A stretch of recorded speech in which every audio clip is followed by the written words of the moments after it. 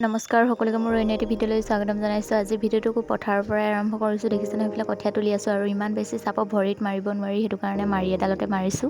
ৰখি ৰখি তুলিবলগীয়া হৈছে যিহেতু বহুত বেছি চাপৰ আৰু ইমানখিনি তুলিলোঁ। দেখিছে নহয়, ৰ'দটো যিহেতু বহুত বেছি চোকাকৈ দিছিলে, সেইটো কাৰণে দায়ে টেঙা কেইটামান দিলেহি চৰ্বত বনাই খাবি বুলি, আৰু সেইটো কাৰণে লাগি গ'লোঁ কামত। এইফালে দেখিছে নহয়, চৰ্বতৰ কাৰণে যোগাৰ কৰি আছোঁ।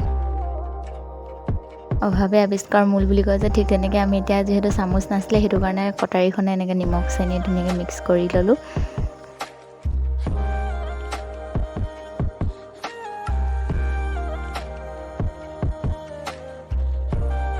এইফালে আপাই তুলিয়ে আছে দেখিছে নহয়, আৰু এইফালে চৰ্বত হৈ গ'ল যিহেতু চবকে মাতি দিলোঁ আৰু ময়ো লৈ ল'লোঁ। খাই মেলি বাৰু গাটো অকণমান ঠাণ্ডা লাগিলে, তাৰপিছত আকৌ তুলিলোঁ। আৰু এইফালে দেখিছে নহয়, অৱস্থা বেয়া হৈ গৈছে তুলি আৰু এইফালে দাদাই এইখিনি নিবলৈ বুলি লৈছে। মায়ে সেইফালে তুলিয়ে আছে, ময়ো অকণমান দেৰি ৰখি লৈছোঁ। আৰু ভিডিঅ'টো চাই ভাল পালে লাইক, কমেণ্ট, শ্বেয়াৰ, ছাবস্ক্ৰাইব কৰি দিবা। আজিলৈ আহিছোঁ, বাই।